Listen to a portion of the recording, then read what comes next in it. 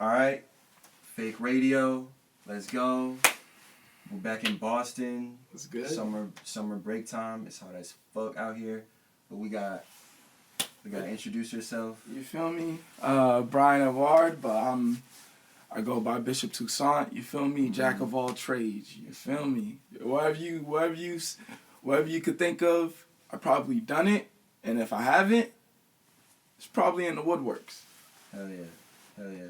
So, we met around Thanksgiving, I think, last year. Yeah. Yeah. And you were doing videography for your boy Joe Saza. Yeah. And I see, cause I'm in LA, so I don't be hip to all the Boston. So I didn't know. Like I knew the other people on the line, but I didn't know who that was. I didn't know. Yeah. And then I was educated. I was messing with the music heavy. But you make music too.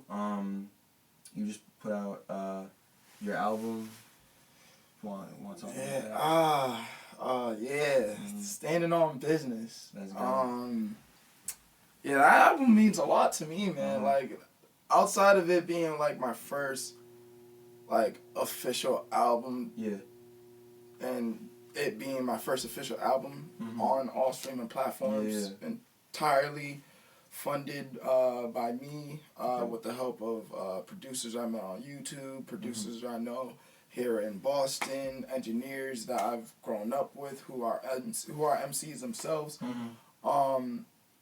That project really was just a memento, or should I say a reminder that time will forever be Illmatic. And I say that because I was inspired to drop the album on the 30th anniversary of Nas's Illmatic because when I was finding myself as a true MC, not as a rapper, as an artist, or somebody who wanted to be a dope lyricist, you know, I wanted to find myself as an MC and a storyteller because obviously me doing film, I like telling stories in a way where people could understand it, even if they don't understand the language being used if somebody is speaking in a film. That's why I mainly like using musicality, music, fashion, colors, vibes, definitely music because those are all universal languages, you feel me? And just growing up has like, not even growing up as a kid, just growing up as like a 20-year-old to a 23-year-old. Yeah. I went through mad ups and downs. Like it was either a good up or a rock bottom type of down, and it inspired me to like literally just to be passionate and remain maniacal about my dreams, about myself, about who I want to be, about who I want to, about who I want to be to myself, who I want to be to others, and definitely the legacy I want to leave off for the next generation or whoever to pick up if they're ever inspired by the work I leave. Got you. That's powerful for sure. And now let's start at the beginning. You're from Mattapan, right? Yeah. Did you come from there? Yeah, I came from Homes. Y'all, okay, you know. So you were on the 66. I was like, okay, I know where you. I know. Okay. Yeah, I was gonna take the 31, but I'm like, if it's Brighton, I'm like, I think I could take the 28th and the 66. So that's why I was just like, I believe so. And, you know. And then you went to Madison Park. You went to. Yeah. Okay, got you. Okay, and then so. Did you kind of get into like rap music in high school, kind of that, or I mean, like? To be honest, what music, like what rap music, what film, with everything that I highly do now that I'm known for or that I'm getting recognized for, it all started when I was a kid chilling with my brothers, just in the house playing video games. Watching movies, and when I had the chance to go outside, you know, interacting with the neighborhood, you feel me?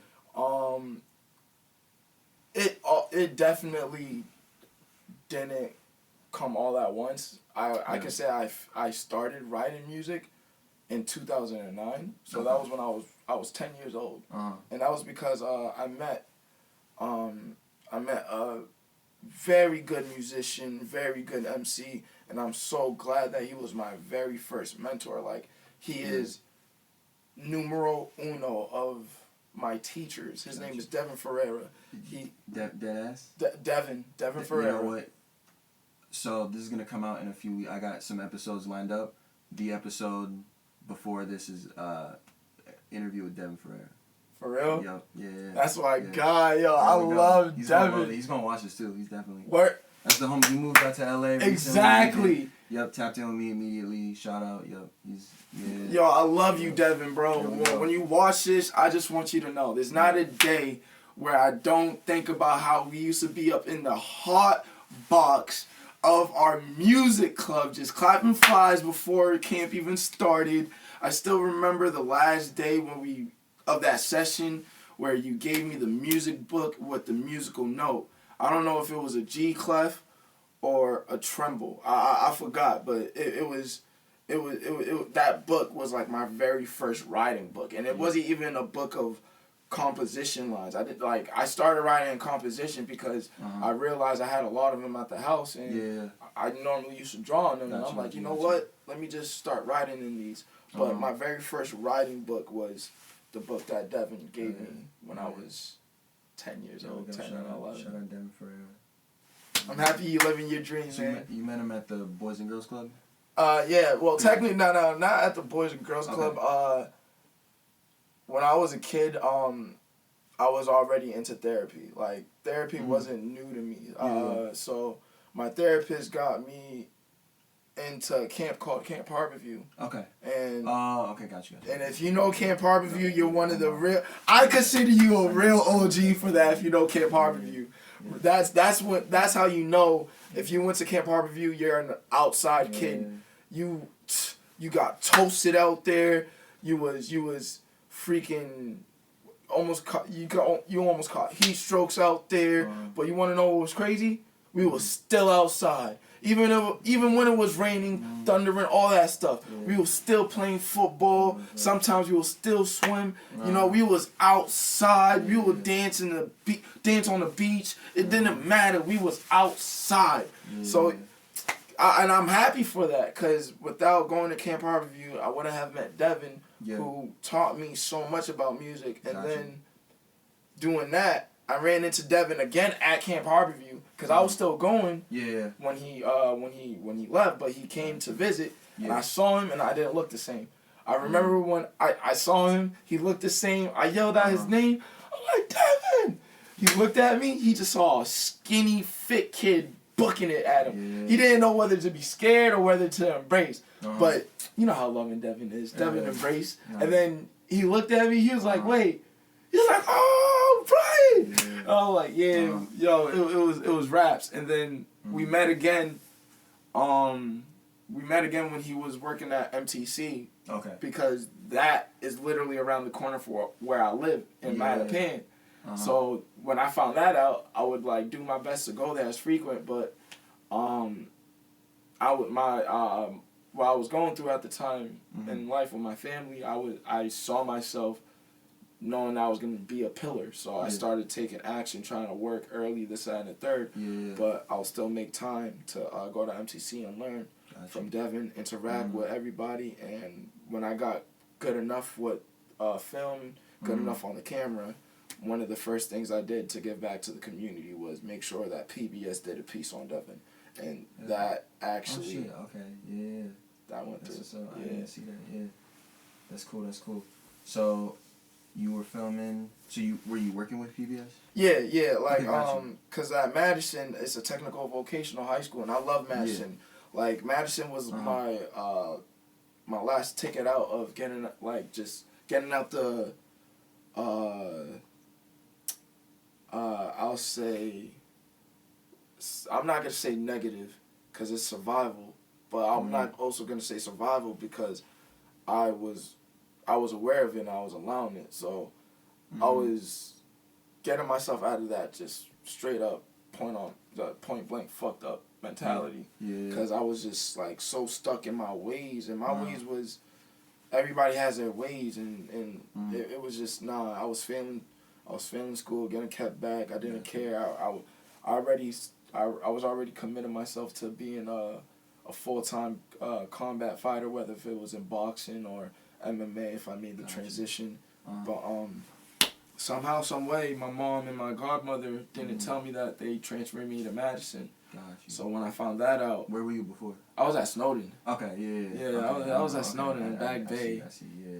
So that Snowden was dope. Yeah. Snowden was like my Yeah. first year of actually socializing and being cool with people and Yeah. actually, standing on my own 2 feet as myself outside of like, figuring stuff out the hard way in middle school and late elementary, Yeah. But Madison, when I went to Madison, the only vocation I signed up for was TV. Yeah. And so-called, quote-unquote, all the positions was filled. But I was still able to shadow it. Yeah. I fought for my position so well Yeah. that I was able to make a seat because somebody was in there, but they was just fucking up. They wasn't really taking the shit serious. And I'm coming in doing work, passing it in faster than anybody, and I kept this up. And that's where it's just like I fell in love with film because I was able to not just tell stories, but I was able to like get lost in being able to be like the caregiver of the story, like being blessed by the person I'm interviewing or just talking to on camera. Like they're giving me the not reassurance, but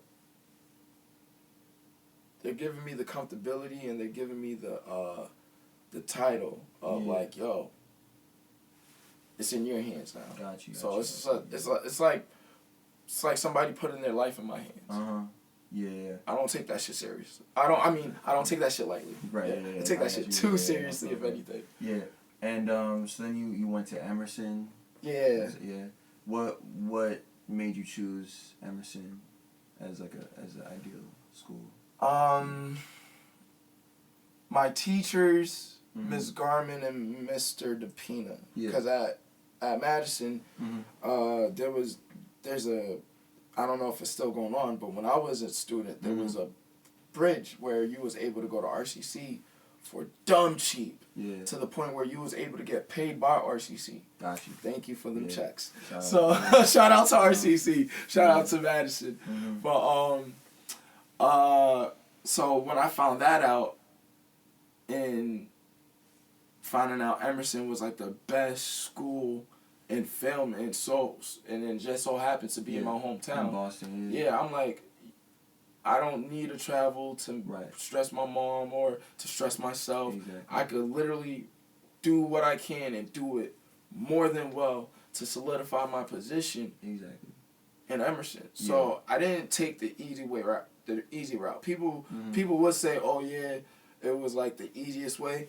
Hell no. Nah, No, it's not even just Emerson. It's just it's just a grind because there's a certain GPA you have to meet to be able to be required and to be in a program, and that carries on to RCC. Right. And so doing that, I had to make sure that I was in the books the best way possible. And with my ADHD, also with my lack of really tending to the social structure of school, I was just like, no, I'm going to do it my way. Yeah. And it was all within the means. I did it well within the regulations, but I did it my way, like on Frank Sinatra. I did it my way. Yeah. And that's why I can say I'm happy that I made the decision I did, because my way wasn't the best way all the time. Yeah. But it's the fact that doing that, especially with my best friend Dre, because he's been with me since high school. So we've been to Madison together, RCC together, and Emerson together. He goes to Emerson too? Yeah, we dorm and everything. We talked about it when we was sophomores, like, oh yeah, you want to go to Emerson too? And I'm like, yo, tell me about Emerson. And he told me about Emerson, and then we was getting to know more about Emerson. And then when I started realizing, like, oh, nah, this is my way out. Like, I'm not just nice at it because it's school. No, this is my way out. Yeah. I'm like, nah, Dre, we full throttle. Like, if we're the only two, fuck it.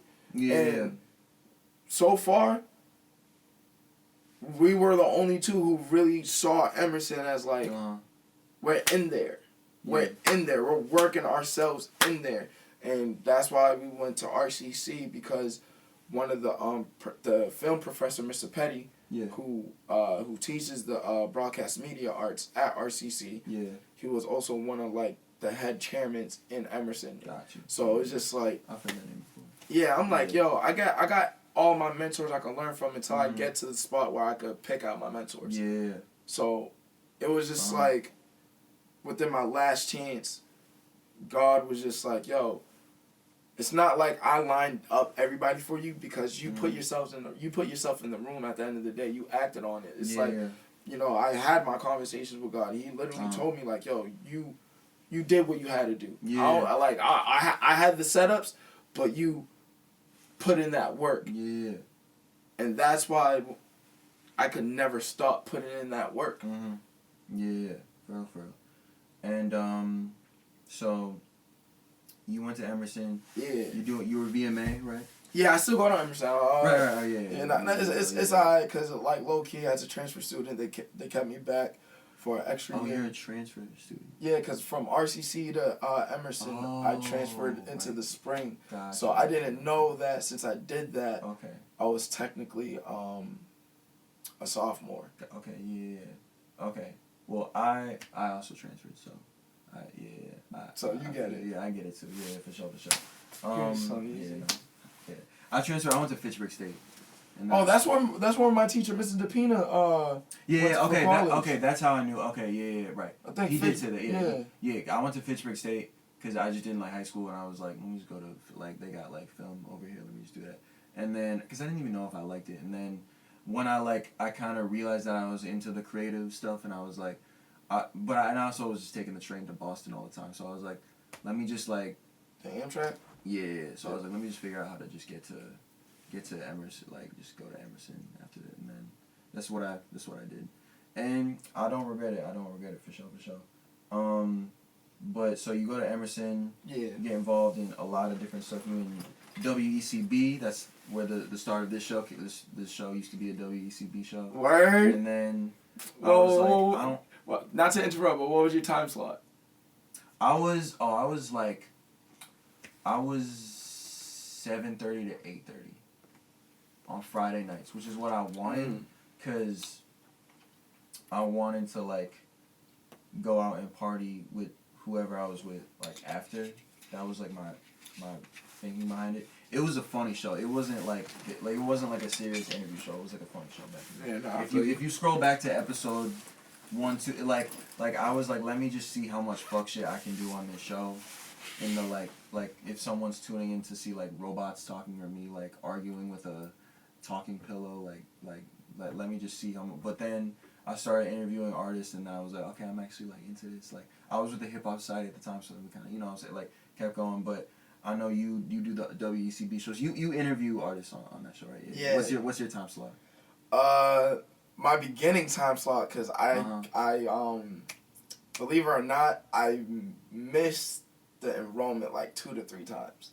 Okay. So that really bugged with me. But when I did get a slot finally, because Joe saw all the things I was doing outside of school, and and I was even including him on some. He was giving me the drops on what to do. Yeah. And it just got to a point where when I finally solidified my like spot, I believe it was Monday or Tuesday morning at 10 to 11. Yeah. That was my first slot. But that was live from the Dungeon Season 1. Season 2, Dungeon Runners. Yeah. Joe was just like, yo, you definitely getting dungeon hours. Which time you want? I'm like, yo, give me that 10. I think I asked for like 9 to 10 or 10 to 11. Mm-hmm. And then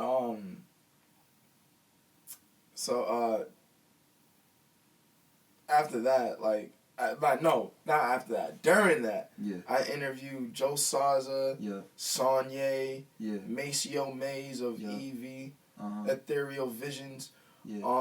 Saza and Sonye are part of BTO, Beat the Odds Boston, a Yeah. nonprofit organization where Cool. Maceo also works there too. Yeah. And he's a dope ass engineer. Yeah.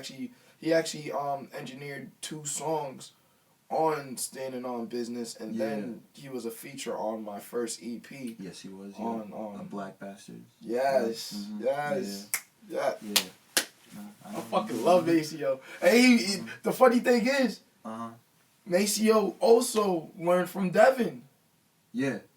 No, that's what we were talking about. In his, I was like, everybody knows you, but I'll tell. I told it on his episode, but I was like, everybody like knows you, but like mad people will just like recognize him and be like, oh shit, like like.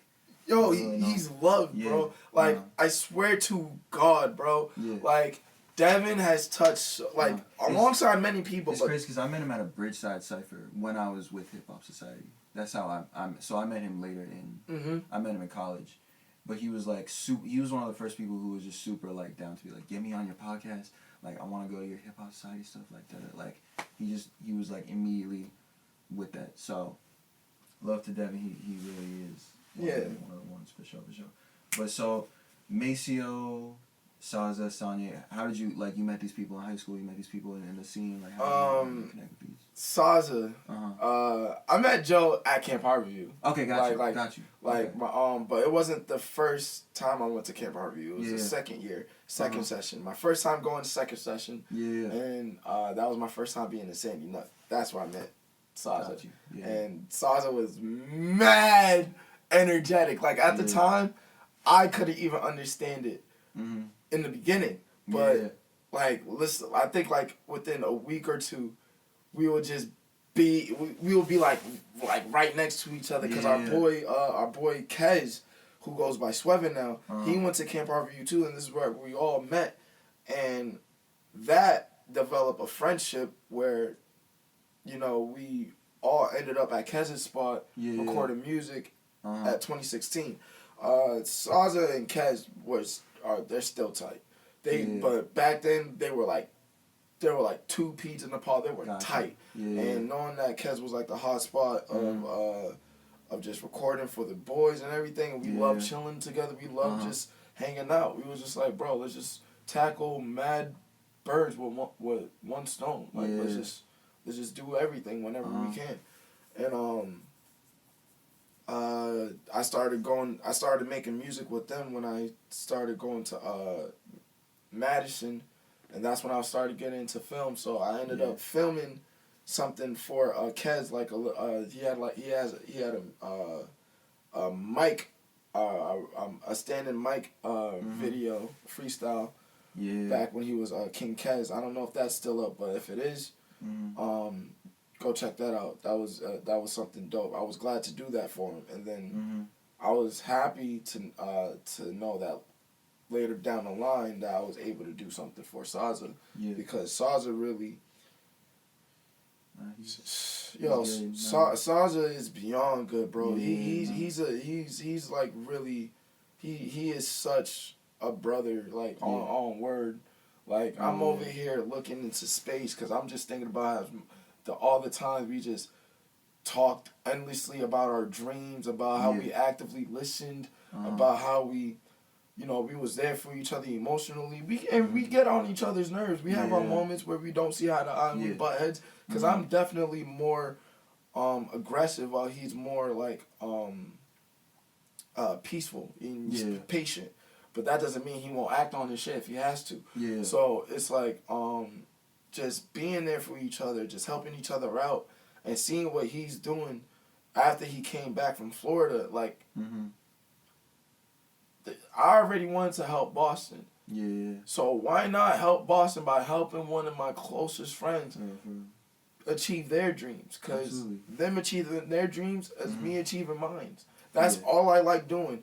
My dream is not solely based on me. My dream thrives on other people because I want to see other people succeed. Right. I need to see other people succeed because we have too much talent, too much greatness to be hidden or just to be withered away, bro. Yeah. Like on some real shit. So that's why I took it upon myself to be a hip hop documentarian and to make sure that Boston gets shown the way it should be, and that's Bobby Brown Black.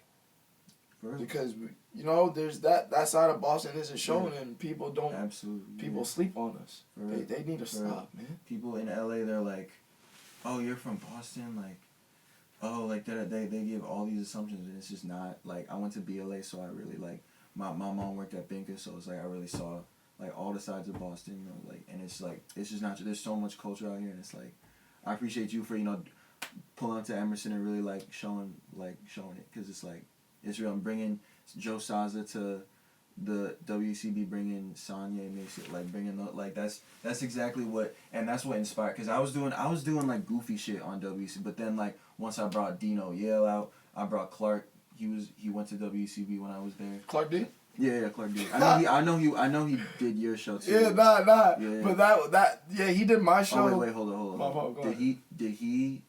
Did he try to sign the wall and it was already like he already signed it? Because he signed it when he came to the studio. Yeah, I believe. No, we didn't. We was in that studio, but it wasn't working. So we went. Oh, it wasn't working. Yeah. So since I work at WERS, we went into ETIN. Yeah. So it was more like, now he was like, we were really professional with it. Yeah. So I couldn't play the music.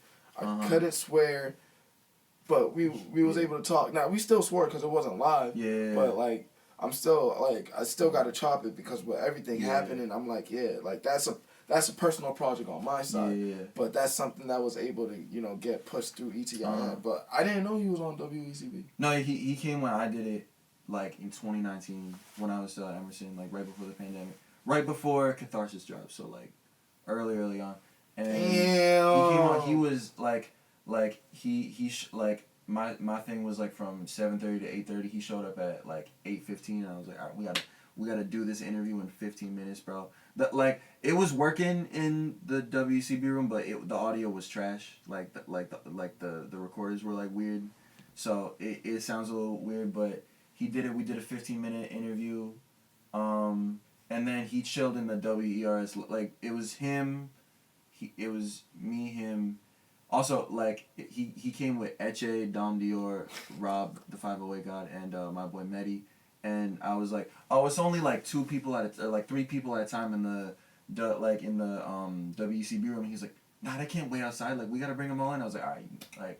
Because I knew at this point that this was going to be my last episode at the WCB studio. So I was like, all right, you can just bring them all in like that. No one's going to, no one's here. It's a Friday night. Like, no one's going to. You want to know what's funny? What's good?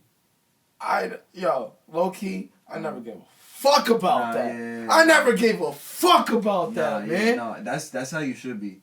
That's how you should be. Like, I was done for even, like, giving a fuck. But, I mean, Cause, like, check it. And another reason why I move the way I do when it comes to WECB and like, bringing the culture is because of the president, bro. Yeah. Jay Bernhardt said some shit, man.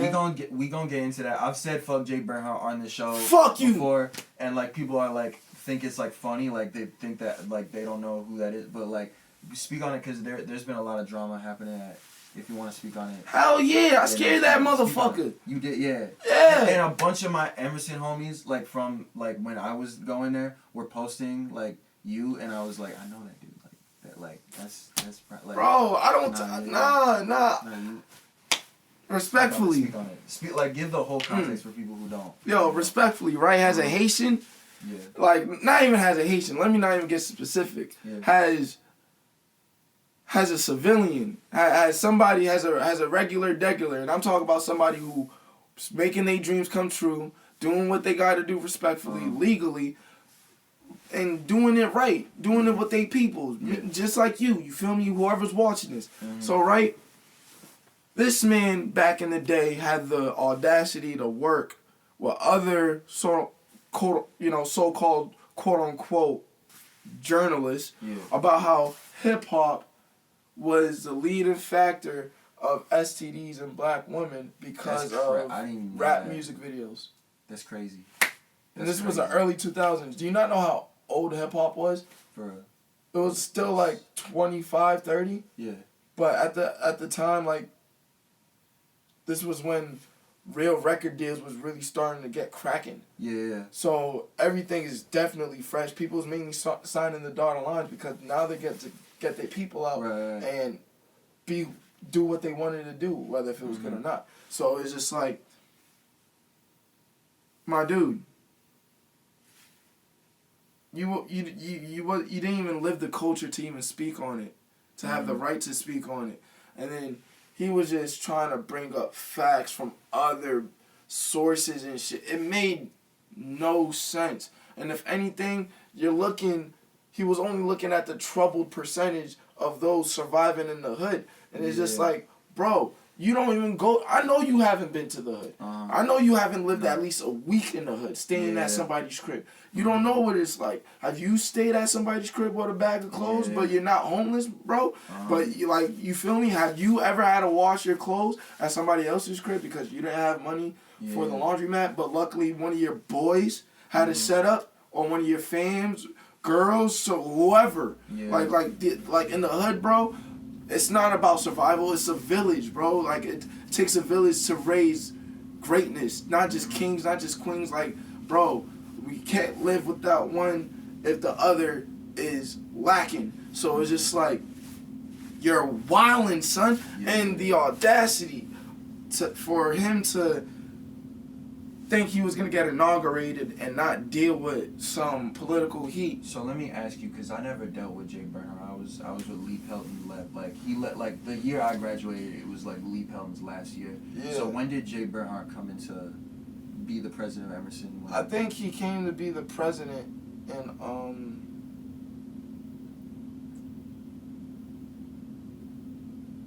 Like I was surprised, if not late 2022, then early 2023. Got you. Because honest to God, I didn't know he was a president until people started saying President Bernhardt, President Bernhardt. I'm like, oh, who is this dude? Right, yeah. And still to this day, people haven't seen him. I seen it. I didn't want to punch it. Nah. But you're in the basement. Wait, you're able to smoke down here, right? Yeah, you can smoke down here. You can. Nah, cause I'm gonna need this, cause I know I'm gonna get heated. Nah, yeah. Oh.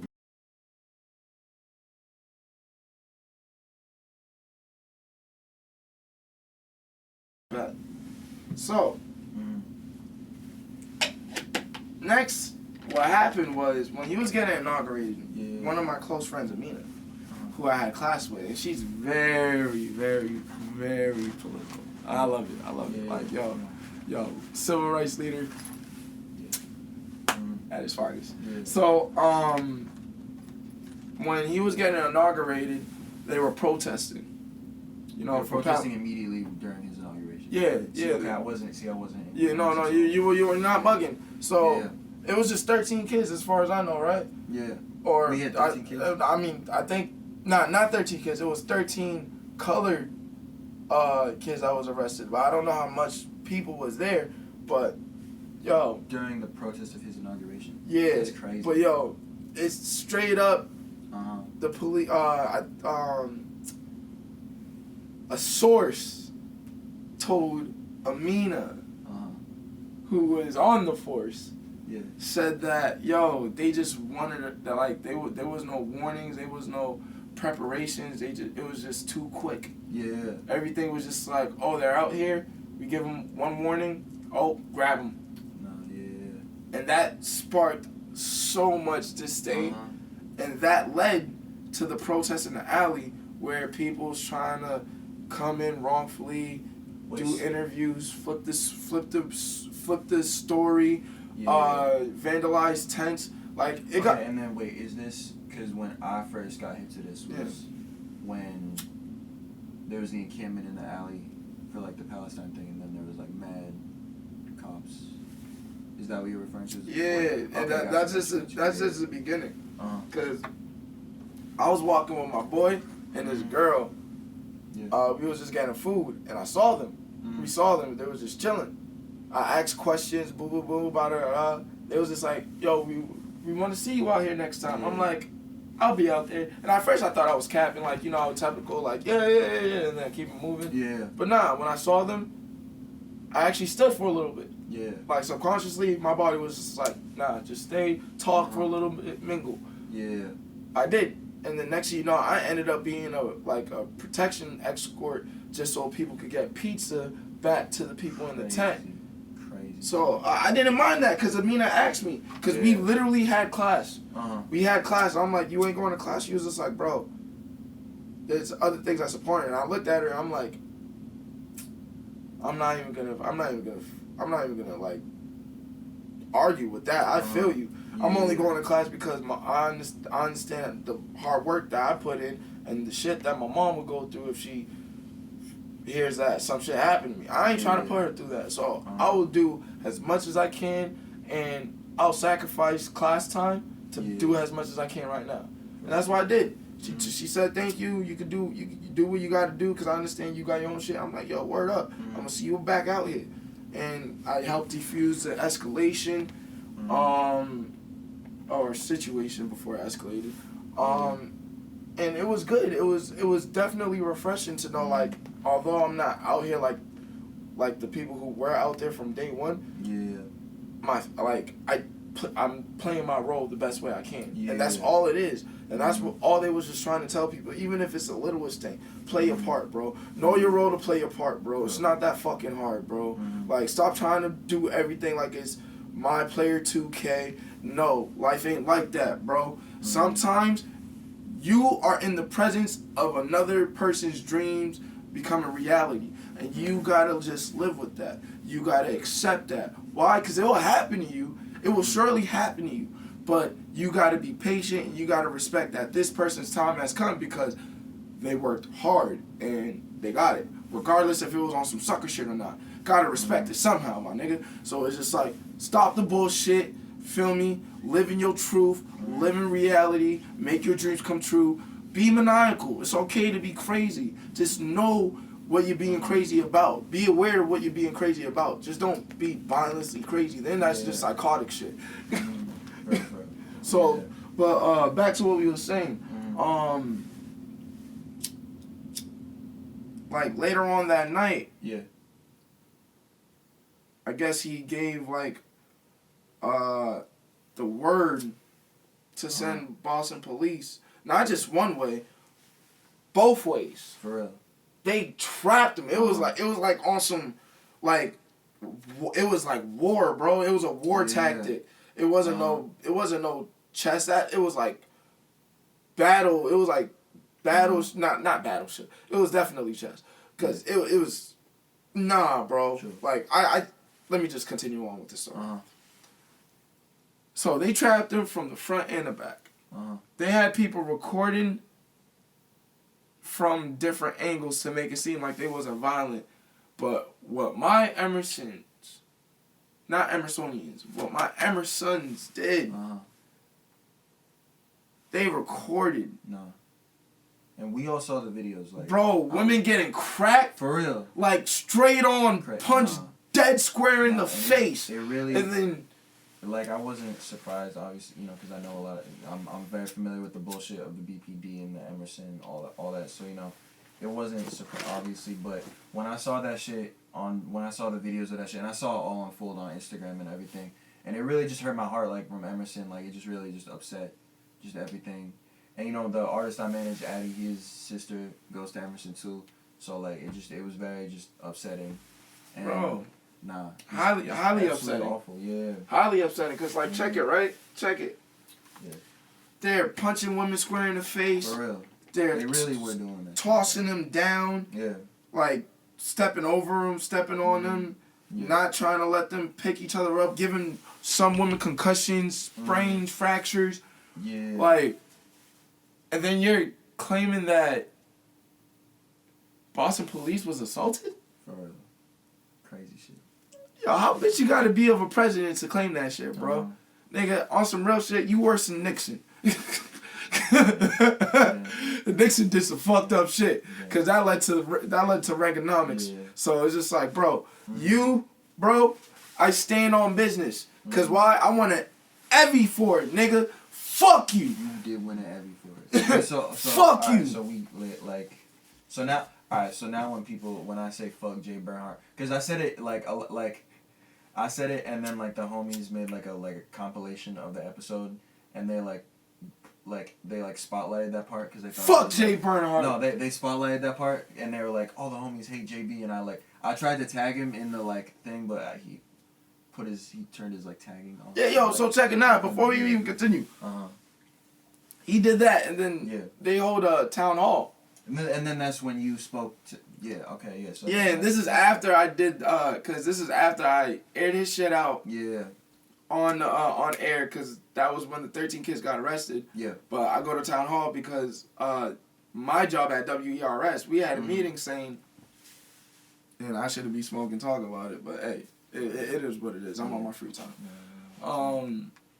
We had a meeting talking about how we wasn't doing our job. Yeah. That really bothered me, because that's fucked up. I'm like, nah, because I'm ERS plus. I'm with the sister station, so some of the things I do, it's not, I'm not doing it with WERS. So we're coming together, I'm hearing some things, and my response is that of somebody who's taking care of their shit, but also reminding everybody, yo, let's keep in mind, I'm the only black kid here. Yeah. So there's some things that I just can't do because I won't get that same treatment as y'all. Yeah.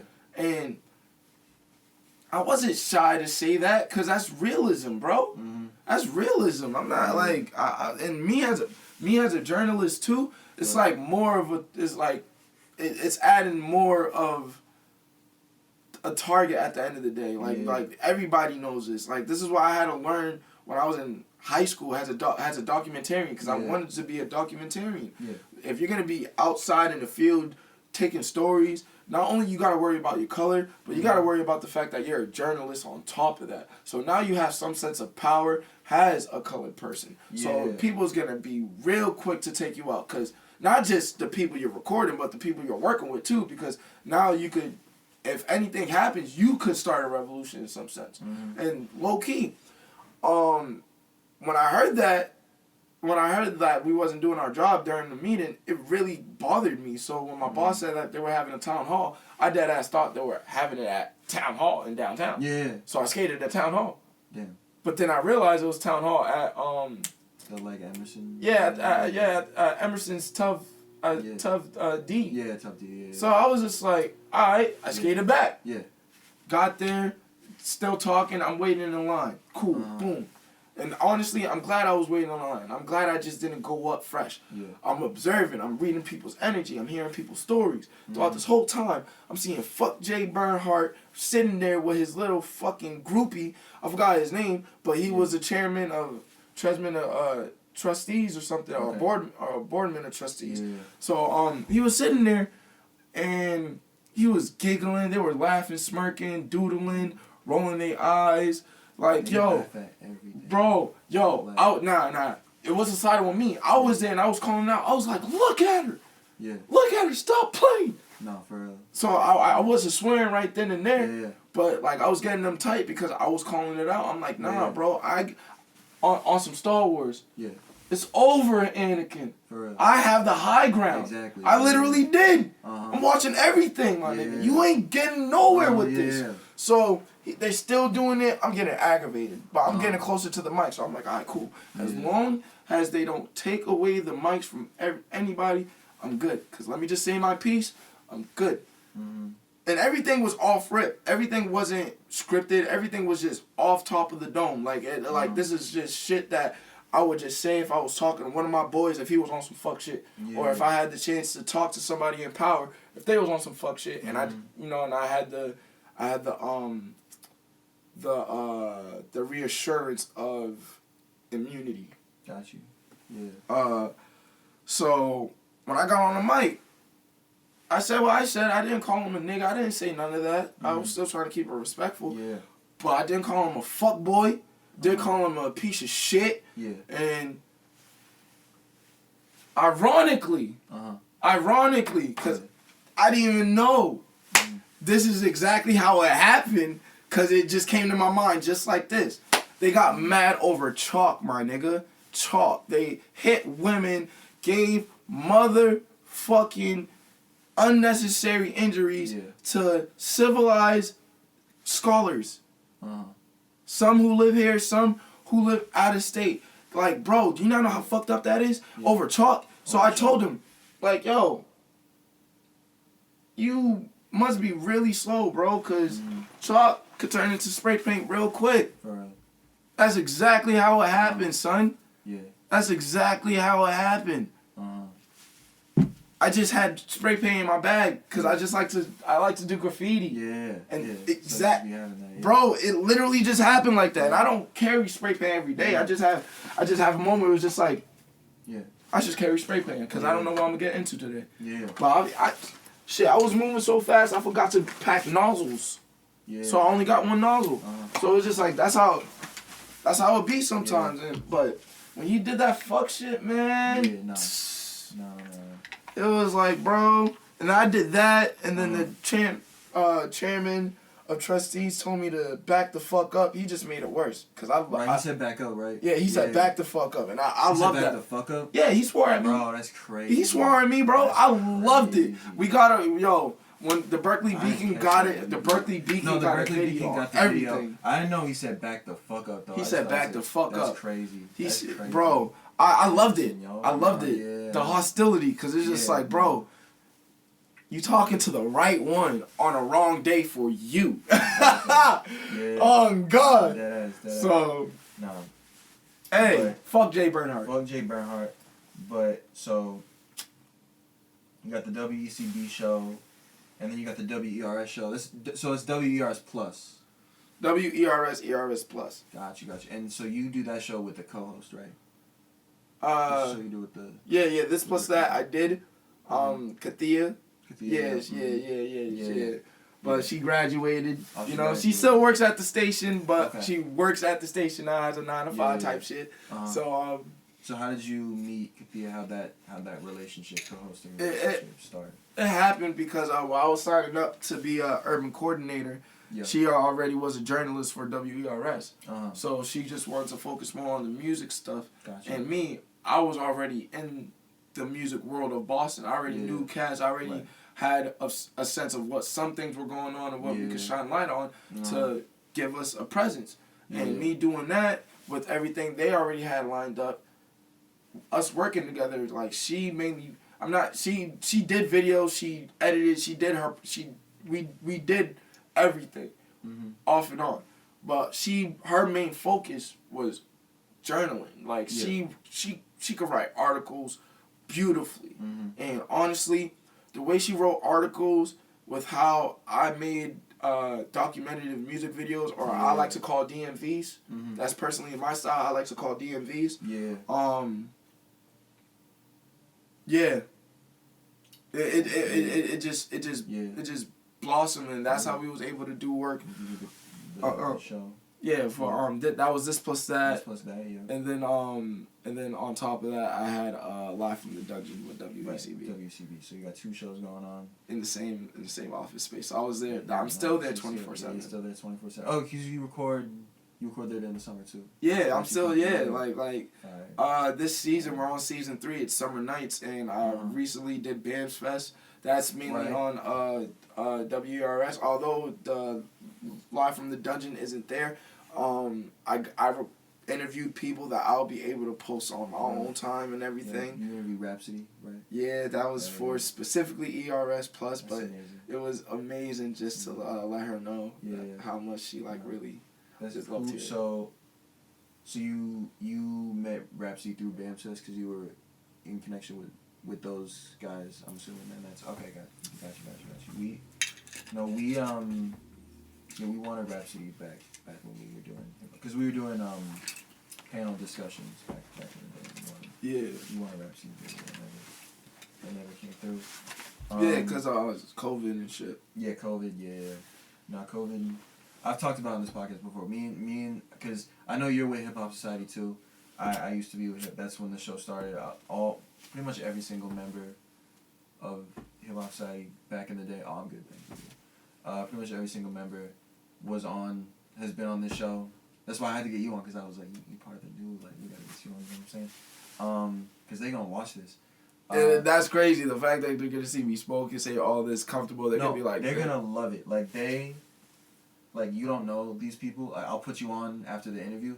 They're gonna love this. Like Adamir, who is my best friend, who I manage, he was part of Hip Hop Society. He was the president of Hip Hop Society. I was the vice president, and he reposted your video of you with the spray, like, and I was like, bro, that's the guy I was telling you about. Like he's gonna love it. Like I live with, they're moving out, but Devin, who did the graphics, who did the album covers for the Hip Hop Society shit, and yeah, I think we still use a logo and stuff. Oh yeah. That she did all the logos and stuff. OE puts the OE in poetry. We gonna tap in soon. He might be the next guest actually, maybe. But that's the homie. Tal Beats, BK Rucci, all them, like those are the, like, that's how I got my start in the music scene. I wouldn't be a music manager if I wasn't. Oh, Jean Baptiste just dropped a new album. I can't forget about them. But yeah. Easy, man. He makes it look easy, bro. For real, no. Like, these are very important people. I mentioned Jean Baptiste. Jean Baptiste, who went by Danny Jean Baptiste when I knew them. That's the first guest who has ever been on this show. Legend. They don't got IG, so I don't know. They better see this though, cause they need to know. Flies in my face. And when Clark came on for the WCB show, I was like, I gotta introduce you to the Hip Hop Society people, and Jean Baptiste. They were the president at the time, fire rapper. So I introduced them, and Clark, that whole crew, and we all kicked it in the WERS lobby for like an hour and a half. You feel me? Because it's a good space. I'm not gonna lie. It's a beautiful. It's a beautiful space. Yeah. But then, so you won the Evie. This got me hella excited because we kept trying to get Evies and we never. But you won that. So tell me what. Because I know you won some, but tell me which awards you got nominated for. Which one? All right. So I got 4 nominations. Got you. I won 1. You won 1. Okay. Yeah. So I won 1 out of the 4. Okay. So I'm all good. So the 4 nominations I got: Outstanding Best Music Video. That was for What's Mine Is Yours. That's currently out. That's currently on Standing On Business, all streaming platforms under Bishop Toussaint. You feel me? We're gonna talk about the music in a minute. Like, this is my first time really like talking about stuff that I've like as a MC. This is like my very first interview outside of Dre interviewing me for my own show. So it's just like this is dope. Hell yeah.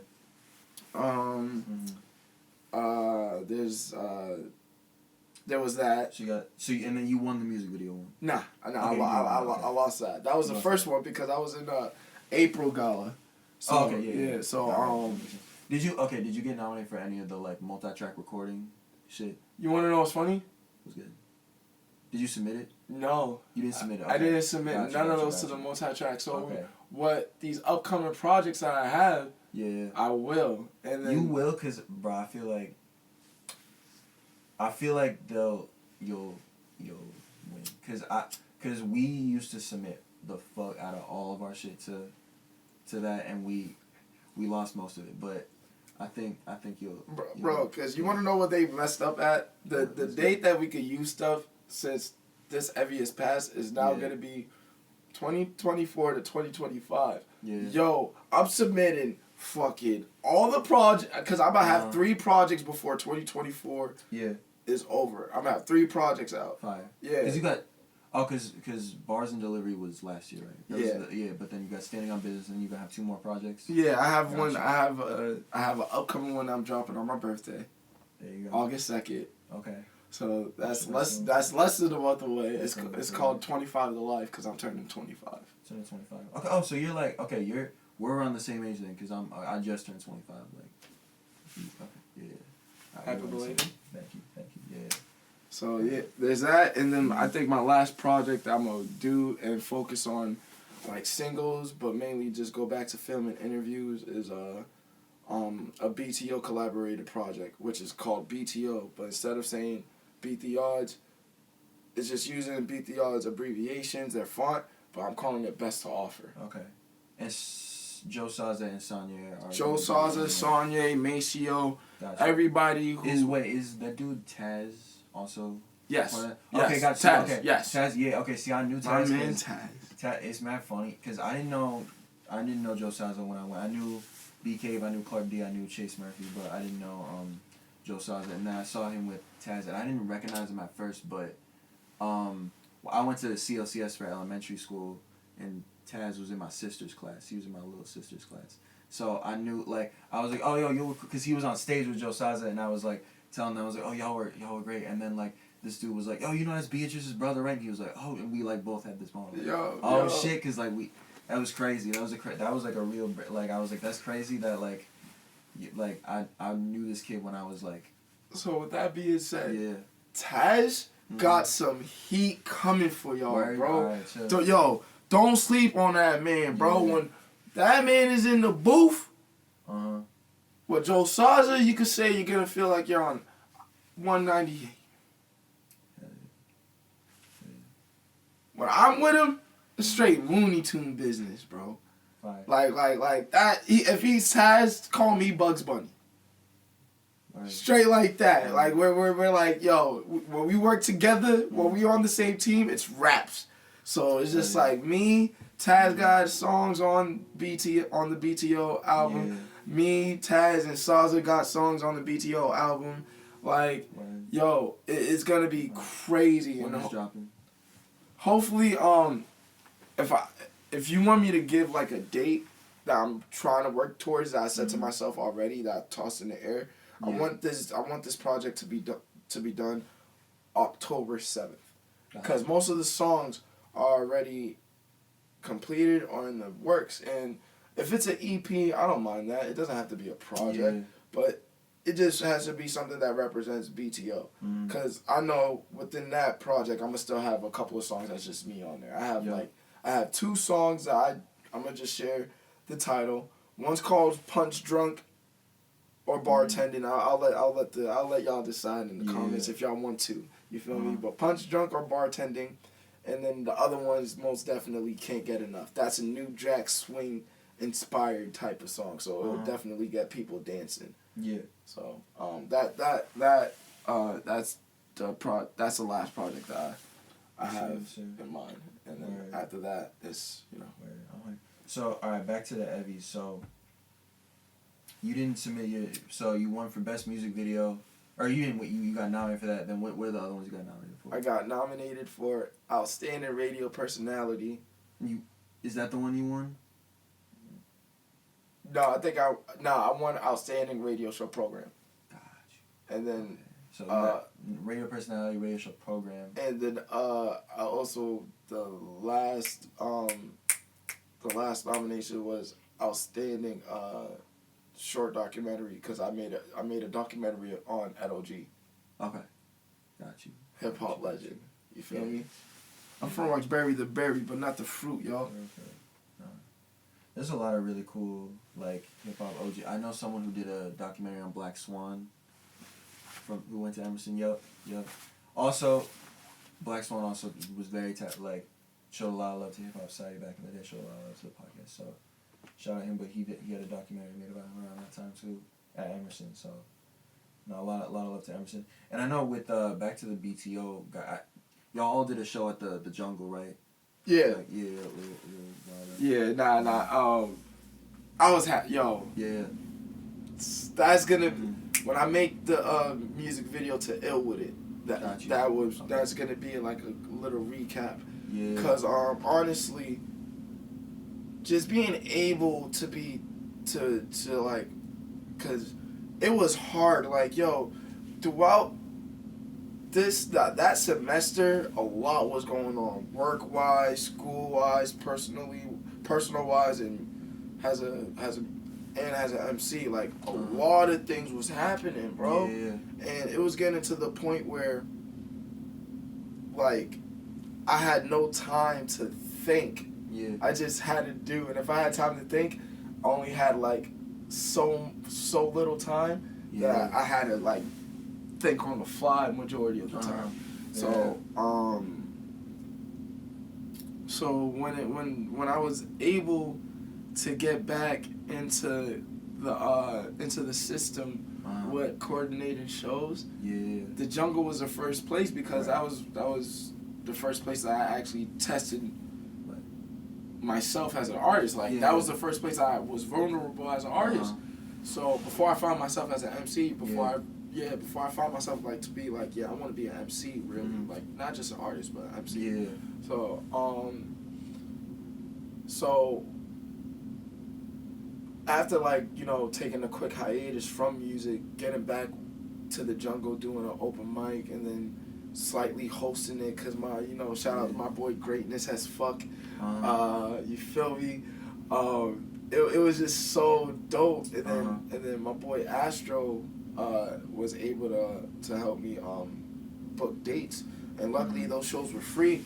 So that's how, like, just knowing, like, I didn't know if a lot of people was gonna come, but that's always my expectation, cause it's just like, I want Boston to just represent every time, no matter who's throwing the show.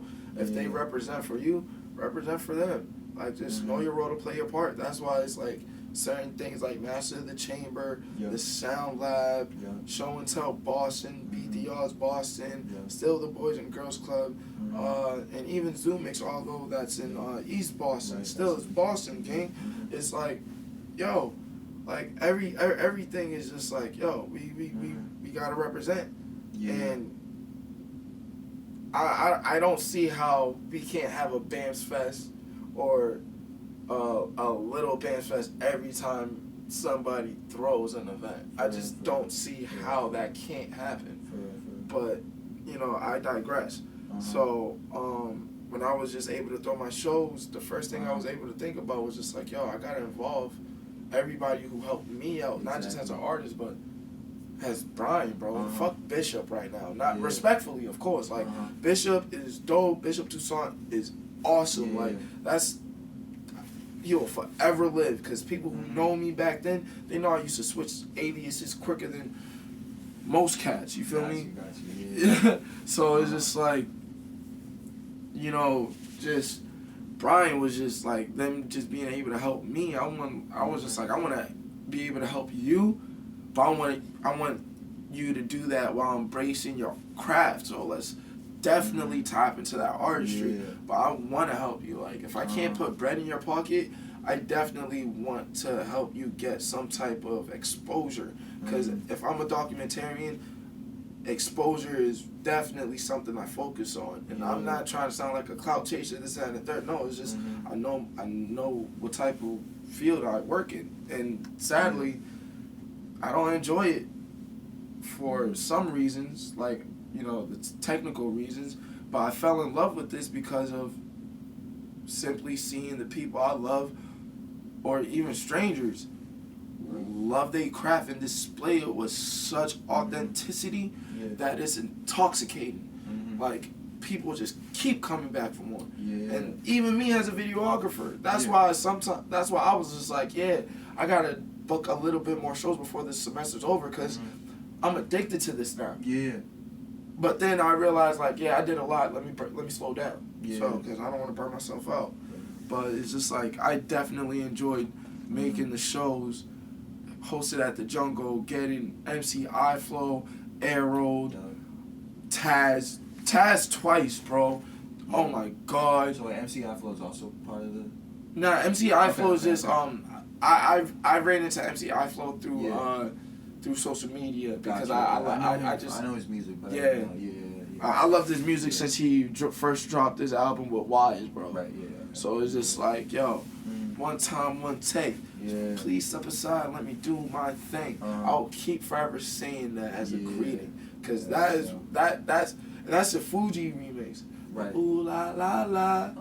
It's the way that we rock when we doing our thing. Ooh la la la. Like, you know what you was doing. Get jiggy, chess master. Get jiggy. So it's just like, I just naturally know now I'm a city kid, and how much the city raised me, and how much other people's homes became my home before I could even call my home my home. So it's like, I'll forever feel entitled to giving back. And I will never forget where I came from. That's why I wear my That's why I wear my rawness on my sleeve, son. Yeah. I don't give a fuck, nigga. You're gonna love it whether if you like it or not. And I have questions about, but I'm assuming you're trying to do shows at Emerson Spaces. Yeah. I've been trying to do that, like sometimes at the Black Box, where they hosted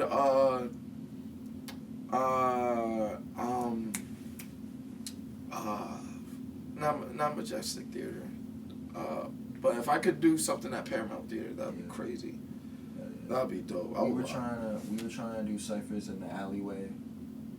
Back in, like the. And y'all couldn't do that?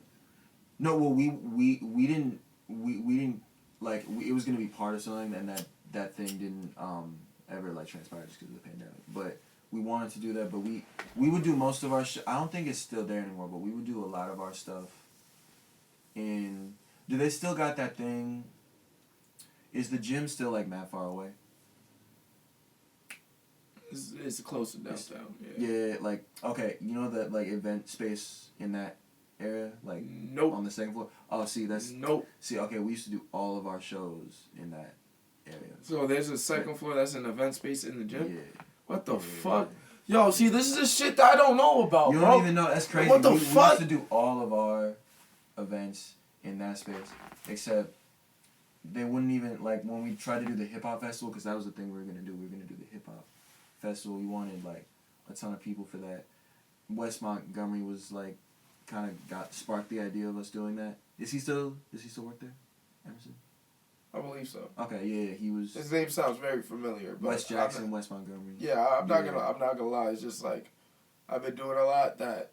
No. If I can't bring a face to it, I'm not. But we wanted to do the festival, and then obviously we wanted to use that space because we've been using it for all of our stuff. You know what I'm saying? And then they wouldn't even they were like that space is booked. I was like, nah. But I had to stand out the door, and for the Christmas show I had to stand at the door to tell people where to go. Be like, it's over here, because like mad people were like walking by. I was like, because like most of the people who would come to our shows were not Emerson students who didn't know where it was just a random building. So and that's why I liked. That's what I like about Boston. Like for real, like they if it's an event and it sounds dope and you got some dope artists on there, they'll be like, all right, let's check it out. Even if as skeptical as they are, bro. Mm-hmm. First thing, if they know the person and they really support the person, they're gonna be like, all right, let's check it out. Fuck it. Fuck it. No, for real. Yup. Word. So, let's talk about the music for a little bit. You recorded. So, first of all, I'm not hip. Like, I'm dumb. Who, like, on your album Bars and Delivery, who is Tommy Egan? I just want to know that. Yo, alright. I need to know. Yo, I fuck with my man Tommy, bro. Yo, Uncle Tommy, man. Yo, is that like a pop culture? Is that someone? Yeah. Do you watch Power? Oh, I'm dumb. All right, no. All right, so okay, Tommy is Tommy is a character in Power. Yeah. If you can look up the actor's name, because I literally been calling him Uncle Tommy so much. Yeah. But he plays other role. He played other roles in other shows and movies that he fucking aced. Yeah. Like it's a shame that I don't know his name, unlike many others. But yeah, Tommy Egan is a character in Power who is a hothead. Mm-hmm. But he, to me and to many other people, he's a hothead for all the right reasons. But obviously, being a hothead comes with its flaws. That's cool. He's a loyal person. He stays true. Mm-hmm. And all he just really wants to do is just take care of his family, but he loves what he does. And he's maniacal about it. Yeah. That's what I love about Tommy. He's maniacal about it. Like, he'll literally do whatever he gotta do just to make sure everybody he loves is good and unfucked with. But sometimes what he does, if it's impulsive, gets people fucked with. But that's why he needs people around him, like before the ship started falling apart with Ghost and shit got all blurry with Tasha and shit. And then he, boom, boom, boom. I don't want to, I don't want to expose too much. But you feel me? He knows that. He does his best to, be civil, but he remains maniacal. He wears his rawness on his sleeve. Yeah. So that's why when I made Tommy Egan, that's why when I made that song, it was just like, get the fuck out of here. You want no more? It's high treason. It's, fuck. I forgot the hold on.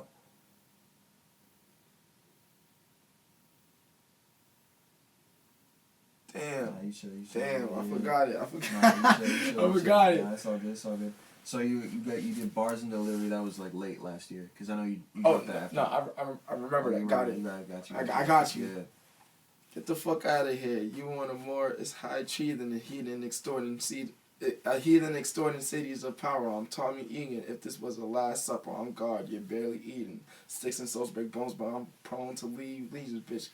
Ooh, get the fuck out of here. You want no more? It's high treason, the heathen extorting cities of power. I'm Tommy Egan. If this was the last supper, I'm God. You're barely eating. Sticks and souls break bones, but I'm prone to leave legions. Yeah. Where? So Bars and Delivery, you dropped that late last year. Yeah, December 12th, specifically because 1212. Got you. So you dropped, like, because I know you dropped your last song 617. So you're like you know the dates you wanna drop. Yeah. No, that's good. That's good marketing. That's like, because that means you really like think about I'm not gonna lie, like since music, I only started writing music because it was like therapeutic to me. So at first, like I didn't mind just being a SoundCloud rapper because it was just whenever I was going through a lot of like tough shit, I found myself just listening to the music I put out because it was just like messages on like, okay, now I know what I gotta do. Like it like helped me lock back into the frequency that I needed to be focused on. Yeah. So it just got to a point where I got tired of holding on to music and just being reckless with it. So I know I think about everything. I'm a sensitive person at the end of the day. As much as I'm a roughneck gentleman, I'm a sensitive person. Yeah. So I do think about things a lot, and I really do take them into deep consideration. So if it's definitely my art, I think about, what day should I drop this on, and why would it be symbolic? And the reason why my first song on all streaming platforms was released on my birthday, Gusto X9. That's your first one.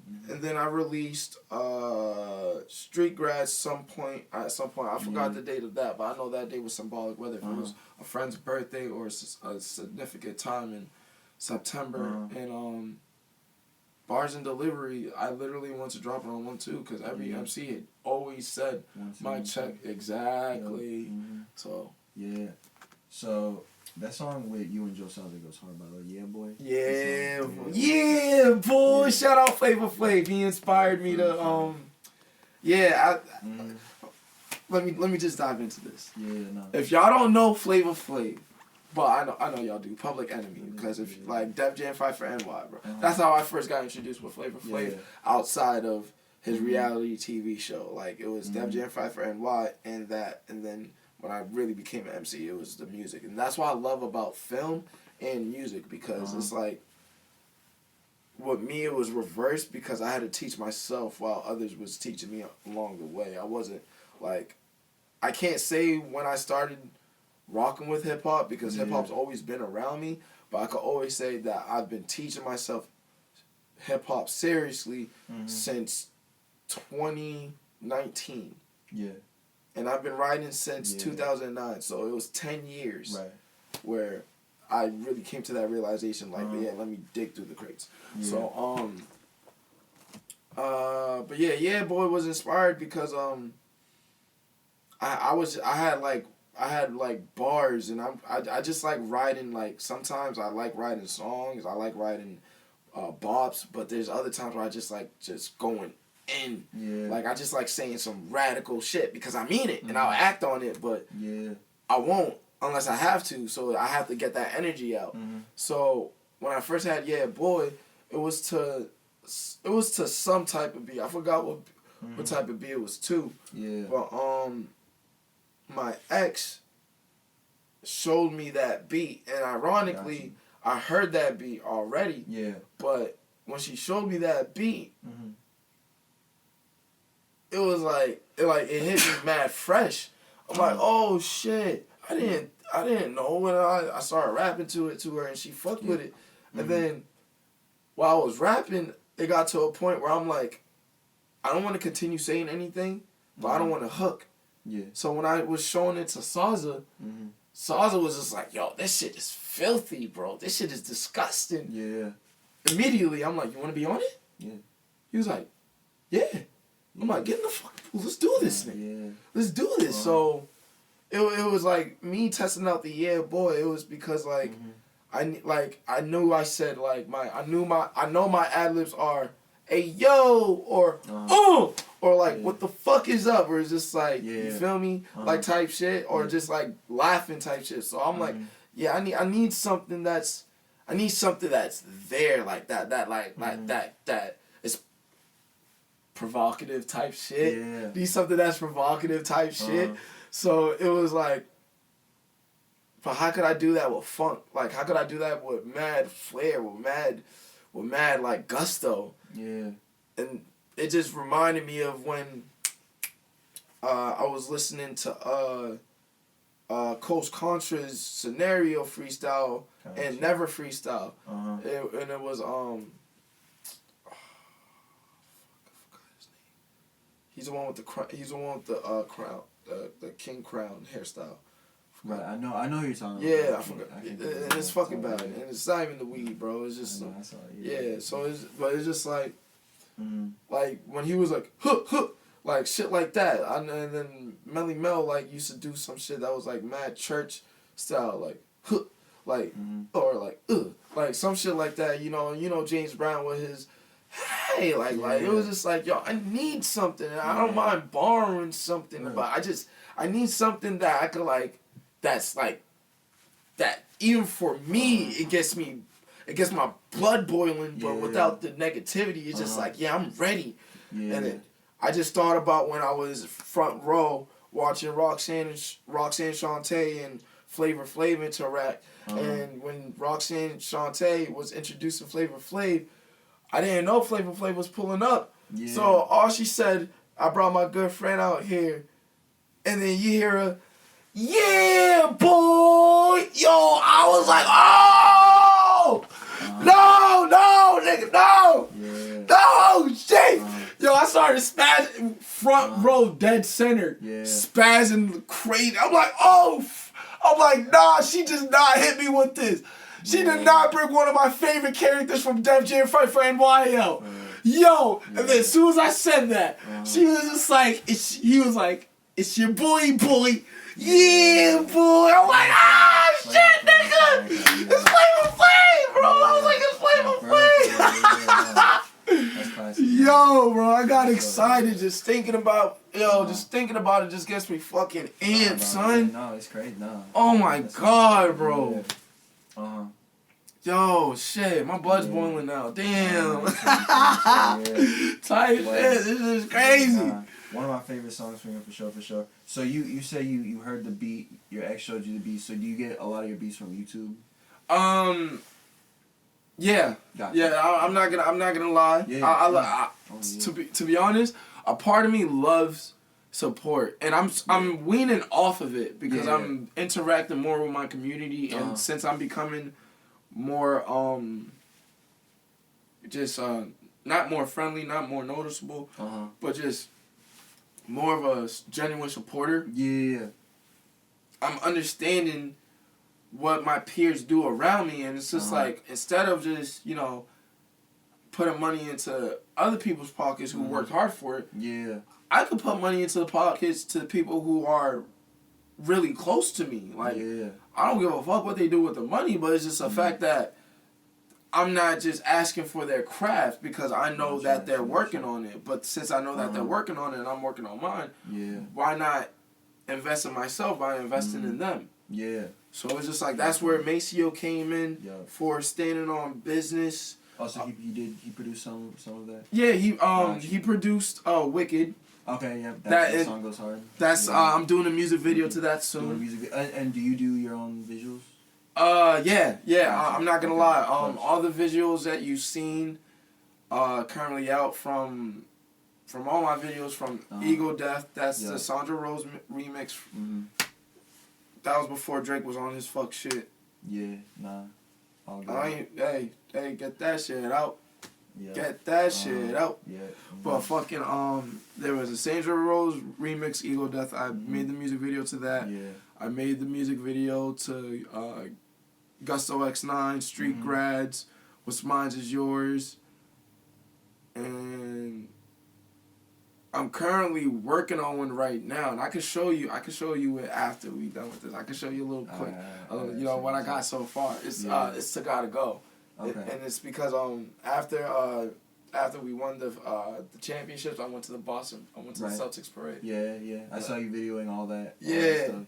Yeah. So it was just like, I went for work, but I told myself, I'm like, oh yeah, I'm gonna use some of this footage for myself. Like sometime before that, before I went back to work, I went to North Station and filmed. And I filmed a couple of scenes. Yeah. And then after that I went to work, and then I wasn't feeling well, and then I went home, and when I went home it was a good time because it started raining crazy. Yeah. Word. So Maceo produced Wicked. And he produced Ill With It. The last song. The last song on the track. He produced Ill With It. Yeah. Cool. Who did you Keep Falling? Who did that song? Keep Falling. That song was really, I was fucking with that song. Shout out to Lethal Needle. He's a YouTube. I'm not gonna say YouTube producer, but he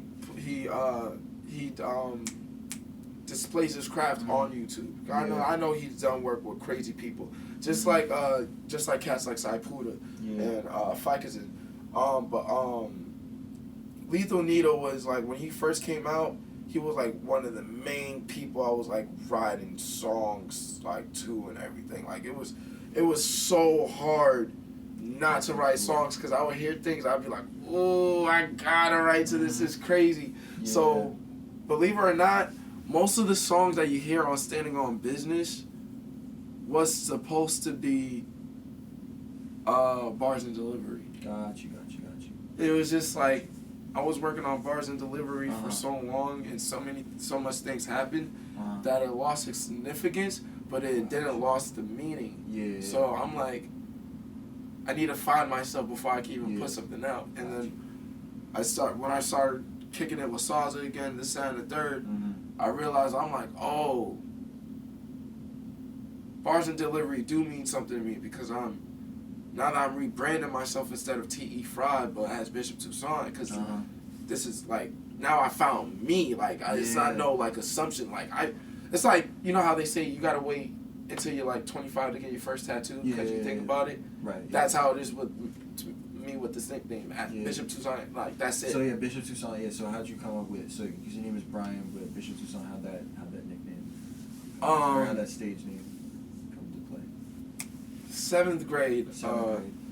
When I moved to Mattapan, because originally, I believe I was born in Hyde Park, but then I moved to Codman Square. That's when I started like my early years. Yeah. Then I moved to Mattapan.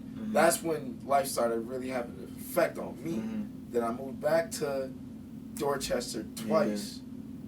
And then I moved back to Mattapan, which where I'm at now, and I stayed there for 16 years. Yeah. So I'm mainly a Dorchester, Mattapan kid. Do you stay at Emerson when you go there? Yeah. Okay, you stay. Wait, what dorm? For the past 2 years, it's been fucking Paramount. Okay, you live in Paramount. Okay. But I didn't mind. Okay. I live. See, they wouldn't let me live on campus when I first got to Emerson. And then they finally, once I got friends, I moved in with them in Colo, and then I stayed in P Road during the pandemic, which I see they're doing construction on, which is some fuck shit. Cause I haven't noticed. I don't Yeah. care until I get my room. Yeah. My boy Dre just recently filled out his housing application, so I can't wait to get back from that. Got you. Addy the rapper I managed did Paramount. Yeah, I heard. Not Paramount. Paramount's. I recently had some beef there. Oh, well, okay. Yeah, so but for the past times I was there. Got you. But not. My fault. Go ahead. Yeah, no. But you from Mattapan? Oh yeah. Mattapan 16 years and stuff like that. So it's been I love it. I'm not gonna lie, Mattapan. I can't see myself growing up anywhere else. Mattapan was definitely the perfect spot for me to learn how to respect people and how to gain respect. I worked at my uncle's. So then, how did the Bishop Toussaint? Oh, okay, yeah, that was the original thing. I was about to go on a rant. Thank you for reminding me, because I was trying to remember. Yeah, So the Bishop Toussaint came to be, right? Because when I was before I started my own label, God Body Entertainment. Right. Yep, that's your own label. It was PIMP, Poetry in Motion Productions. Okay. And I was doing that with Swevin, my friend Tajay, and my boy Aaron. You know, I was doing that with them before, and I was also trying to do it with other cats, but that didn't. That was still like in the midst before everything just halted or came to a stop. But there was just a time where, like, you know, something just didn't. I don't want to go into. I don't want to go into the full details, but I'll give a nice rundown. Something didn't go out as planned. Something did not go to plan. Yeah. And me at the time, as I said, I wear my rawness on my sleeve. Yeah. I was highly fucking upset. And I had every right to be, because everything that was being asked, I've already tried to meet them halfway, but me respectfully, I wasn't being meted halfway. Yeah. And that was shared within the thing. And at some point, I spoke to each and one of them individually and heard them out, and I respect their standpoints. Yeah. But as I said, when somebody puts their life in my hands, which people have with their stories, I take it with such seriousness. Yeah. I don't fuck around. So when I did tell them, like, this is like me putting my life in your hands. Gotcha. They're like, I'm not. It would be wrong for me not to voice that and not to even say anything on that, because it's just like I've even shared that with them. It's like no hard feelings at the end of the day. You feel me? But that really affected me to the point where I didn't want to do music. I stopped doing shows as much outside of Boston or even in Boston. The only time I was doing shows was if it was with Emerson, mainly.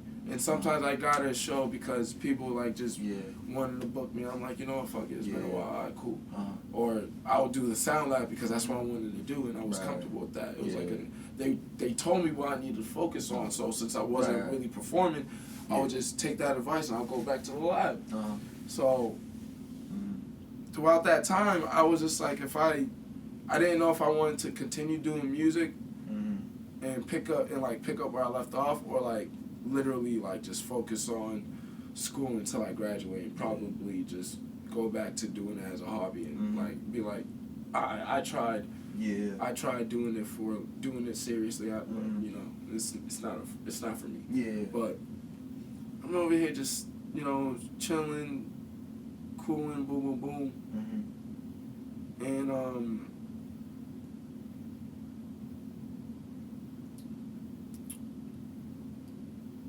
it really didn't hit me until I realized that the name really came from like my my community. Gotcha. Like it did, because at first when I got with my ex, I had an afro. I didn't care about like doing shit with my hair. Yeah. But everybody kept on saying, "Oh, you look like Tupac. You look like Kobe." And I'm just like, and I would hear this shit when I was in 7th grade. Right. Cause in 7th grade, that's when my uncle just randomly started giving me high top fades and stuff like that. And at some point, he gave me the juice. And I didn't watch Juice at that time. I was in 7th grade. Yeah. I didn't know much about hip hop. Yeah. I just kept it moving. Like I was so more in tune into the fighting world, video games type shit. Right. Just being active, trying to be outdoors. I didn't really pay attention to Juice until when I watched Juice. I didn't have a high top anymore. I had like an afro. Right. So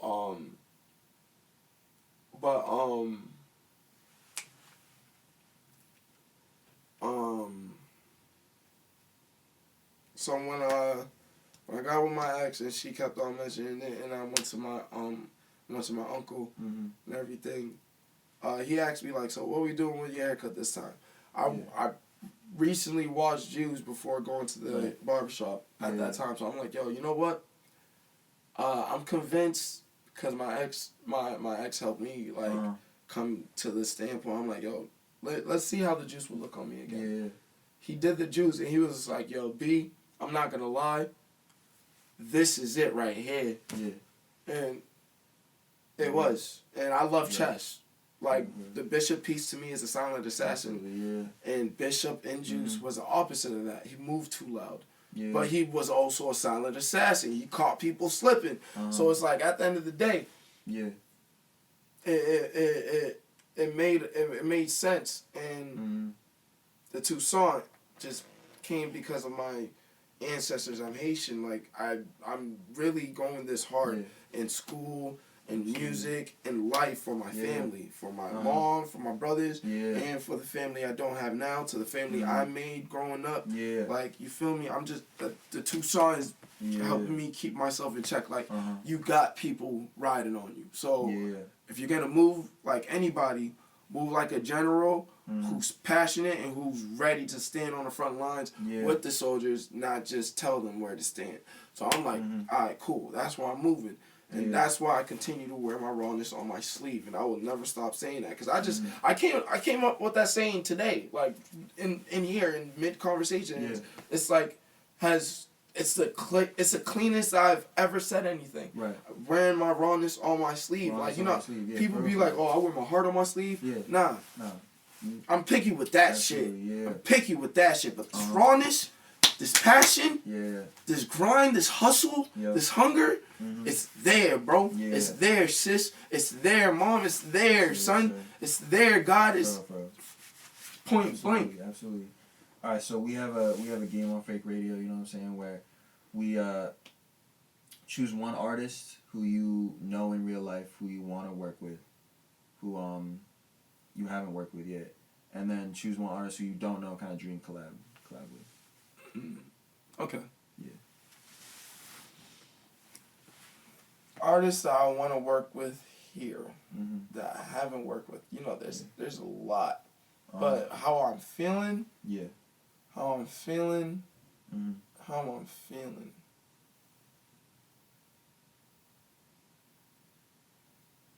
I think the perfect person for me to work with is MC Flow. Yep. Alright. I see. Like on a funky swing beat, like he slur words in a way where it's just like like it definitely reminds me of Wu-Tang, but like that's just a remind. He has his own flair and his own style where it's just like, yeah, bro, he literally he moves, bro. He moves, bro. Like if he had like a boxing style, it would definitely be like the drunken style, like Emmanuel Augustus. Yeah. So it would definitely be that. Got you. So I feel like that complements my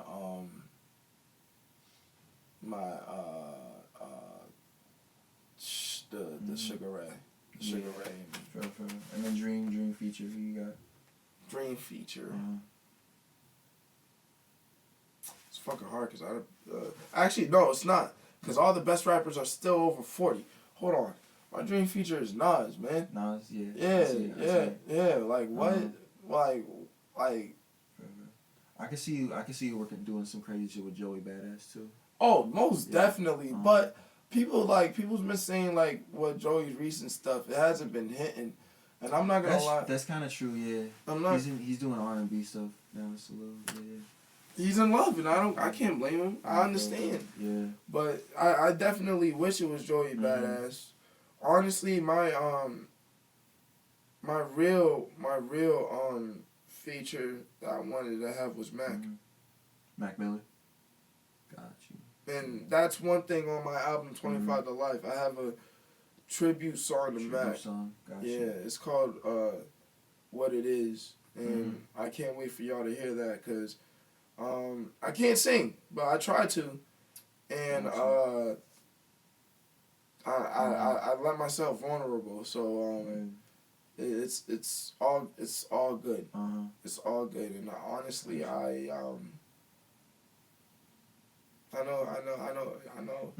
know he's happy on the other side, as he said in Good News.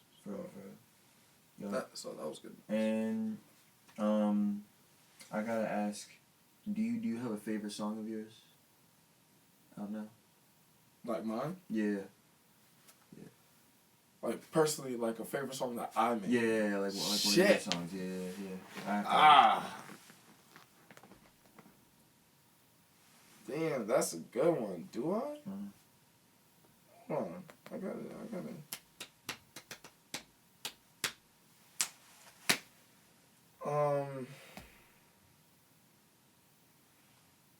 What song do I play the most?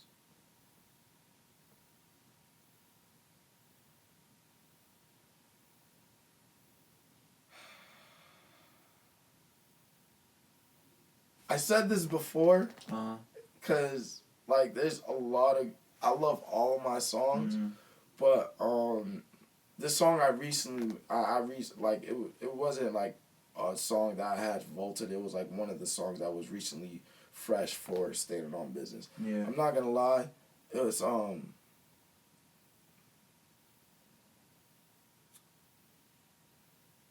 Food. Soul Food. That's a good one. It's Soul Food because the second verse to Soul Food is. Yeah. I feel like personally to me, I feel like that's my best verse because it's like you were saying real shit on that song. Yeah. Yo, hold on. Every time my boy every time anybody like talks about a song they like or a very verse they ever write, we always like. I got this from Joe Sauza. He made this contagious, cause like we'll talk about it and then he'll just break. He'll like start rapping it and like do this. You know, so I'm not gonna lie. I just gotta say it, cause this verse is just. Y'all oversaturate words like highlighters. Bunch of NPCs we're playing has screenwriters by default. Great stories push buttons like typewriters. Pound for pound when hitting the scales with prize fighters. Come on, dog. I'm in my pen game. It's too fire. I'm the ghost rider who ghost writes for ghost riders. Look into my eyes. Are you kidding? I'll cook a nigga from the inside out like some chitlins. Hence why you better play it safe. Treading trenches and half empty grades made by crooks and nades. Pussy, money, weed be our trade. As I left my blade, the midnight marauder masquerades. One great escape. Had y'all hot potato hand grenade. Yo, nothing's automatic in the palm of sticky fingers. 8 shots headed to the chest. I passed through the liver. Of course, I'm a glutton fending against hungry hearts because depression is a luxury I just can't afford. Hell yeah, bro. Hell yeah. Yeah. Classic song right there. Let's see. And I need you to you gotta submit your music to Emerson for the next Evvies. Oh hell yeah! I'm submitting everything. Because I need you to, because a lot of times when people submit, they ask you to perform at the Evvies, and I need you to say "fuck Jay Bernhardt" on the Majestic Theater. We need to see that happen. For real. Yo. Yeah. I may not say it verbally, but I'll probably have a sign where it'll be like, it'll have. Because when. No, I'll probably say that verbally. Nah, because back when I was in Hip Hop Society, there was a scandal going on. I don't know, this is I think before you came, but there was a scandal where there was like a bunch of I'm not gonna get into it, but Emerson's I'll Us? show you. What? Emerson's Us? No. Or I don't know what that is, but I'll show you the video. But one of the homies does kind of call out Emerson when we did the Majestic stage for the Eppies. Oh yeah, I gotta see that shit. Nah, I'll show it to you later. Yeah, because Emerson's going through it. They're Roman shit. They're really right going now. through it. Yeah, no, I mean, like rightfully so though. I don't blame Fuck them. him. Like, and I said this. The episode that's about to, it's not out yet, but it's about to come out, so it's gonna be out when this comes out. Yeah. The episode I was saying, fuck Emerson, like, again, love Emerson, like, gave me a lot of opportunities. I wouldn't be where I am today. I wouldn't be in LA, like, I'm in LA doing shit, so, like, I wouldn't be doing any of that if it wasn't for Emerson. But Emerson, they on some whack shit, like, we tried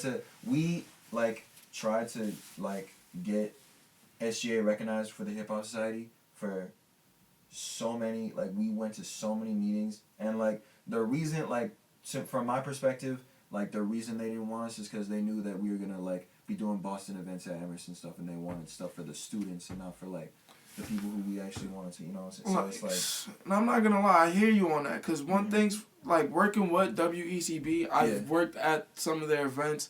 I made a recap of their disco night for WECB, so it's just like I literally got my hands or done something for anything I've wanted to be exposed to. Yeah. But if it's one thing for sure, when it comes to hip hop and Emerson, bro, that shit is so shunned upon. I don't know why it's just so genuine. Like, there's obviously a community that does it, that's there for it. But to really be on the big stage like any other big groups that does like mediocre shit, and I'm not gonna say I've seen these groups, but it's just what some of the things I've heard that Emerson has displayed. It's just like, nah, bro, we shouldn't go through that much bullshit just to have like a showcase of people. And I said this prior to, I'm like, we have so many creators at the school to not have a showcase.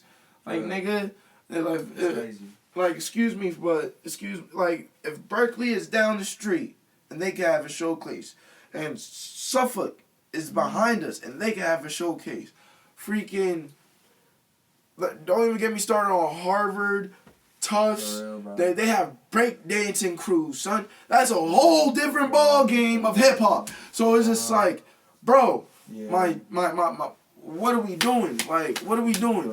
Like, you're overlooking the fact. You're overlooking the fact that you're blocking off a bridge. That could make not just life for you easier, but life for your students, life for your so-called quote unquote well protected. Because we're paying dumb guap money for little assistance, Emersonians. You feel me? So it's just like, nah, I got one more year. You got one more year. I got one more year. So clock's ticking on my end. And you gonna hit up ELA or not? Nah, this is my last year. They denied me. Oh, they denied you? They denied me. Yo. Because I think it was my GPA. Because my first 2 semesters I had an F because I picked the wrong classes because it was bullcrap. But me, I tried to thug it out and still try to do good in it, but it just didn't work out. But got honor roll my last semester. There you go. That's what we need. Nah, we got one more year left. And I will say, like, you know, because back when I was at Emerson, like, you know, me, I really put me and like all my friends, like, we really were working with the Hip Hop Society, really trying to do a lot of stuff, and a lot of that stuff we had. The album release party was on March 13th, 2020. Yeah. We're gonna open it. You know Injury Reserve? Nah. Okay, Injury. They're a rap group from Arizona. They do stuff with Freddie Gibbs, Rico Nasty, all them. Okay. They, we were gonna open up for them with WECB, March 30th, 2020, and then we were gonna have a Boston Hip Hop Festival, April 18th, 2020, and all that stuff got canceled. We were also like, and we like, this was right when we got the like SGA money, like SGA budget for hip hop to do all this stuff, and that all kind of, I've told this story on the podcast before, but it all kind of didn't happen because of the pandemic, so I was really sad. And then we graduated after that, and I'm still close with a lot of them, but you know, we were always kind of like what could have been. So when I met you, and you said that you were at Emerson, you were doing hip hop, and we met at like Dorchester. I forget where we met at a show. Well, was it Master of the Chambers? No, we met at the Chase Murphy, Clark D, Joe Saza. Oh yeah, the Middle East. And then we met. It was at the Middle East, but then we met at the after party. Yeah, which was in Dorchester. Yeah. But we met there, and when you said like you were with Emerson, and you were saying like, all the shit that I was saying when I was at Emerson, you were saying like times 50, and I was like, it was very affirming, very like it made me happy that like someone was really like out there doing that shit, and like to see you get nominated for best radio personality, win best like that shows me that there's progress being made, because like that's just like that's like they recognizing the real shit. So like I'm happy that someone out there is still really doing it. That just makes me happy. And if you ever do come to LA, like I'm gonna tap you with all the real shit over there. 'Cause there's a lot going on. I need to travel, bro. I'm going to the Master of the Chamber in New York. You going down? Okay. So I've always wanted to go to New York because my style of hip hop is so East Coast. It's like you've been to New York, or you've never been? I've only been to New York once, bro. That was when I was in 7th grade, and that's just been for a day. Yeah. That was my first and only one. Yeah. Like my first and only time going to New York. New York is. I know it, bro. It's a mecca of fucking hip hop. Jada Kiss said it. He said it. When I'm done in LA, I'm moving to New York. That's 100. Bro, me and my boy already know what we doing. I ain't saying too much, but we already know what we doing, son. That's why I'm working this. That's why I'm working hard here. That's why I'm trying to bring back pieces of Boston that was sort of quote unquote forgotten back in the day. Nah. It needs to come back. We could continue that, because why? We're Boston. They're not like us. As much as people are not like y'all, they're not like us. You feel me? And hopefully whoever's watching this is from here. So once again, they're not like us. I don't know, cause like I'm in LA now. So like most of the episodes are like LA rappers who I'll be rolling with. So then it's like that's why I say that. As much as they're not like y'all, they're not like us. No, for real, cause I'm from Boston. I rep it everywhere I go. I wear LA hats too. I love LA. I've never been there. Yeah, but I had Steph and Cam from Thrill, Master of the Chamber. I had them on because they're the homies. I had them on for Christmas, and like that episode, like everybody watched that episode. Like LA people watched that, Boston people watched it. I was like, oh shit, like Boston heads still watch this show. They still fuck with it. So no, I need to get you on because you're from Emerson, from Boston. Like I see you all the time on like my Instagram feed. Like you really saturating. I saw you in like Clark D's vlog, and I was like, oh dang, he's here too. Clark D had like a vlog, and you were like in it. I was like, that's just crazy. Yeah, that's crazy to know. Yeah, I need to see that. I saw it, like you were like very much like in it, like talking like to the. And I was like, oh, you're like in this too, like. Yeah. That was an interview. Yeah, I think. I don't know what the context of, but you were like doing the thing. Yeah, and I was like, oh, that's great. Like you in it. So I knew I had to get you on. I've been really appreciating everything you're doing, with the music with Emerson. So very happy to have you on. It was an honor to be on it. Honestly, yo. You're going back to LA this September, right? I'm going back. I'm here for I'm going back to LA I'll leave for New York Saturday, and then I go back to LA after on the 19th. I can't. I wanted to go to the New York Chamber too, but I was like, I'm leaving a week before that. But that's all good. But I'll say this, honest to God, bro.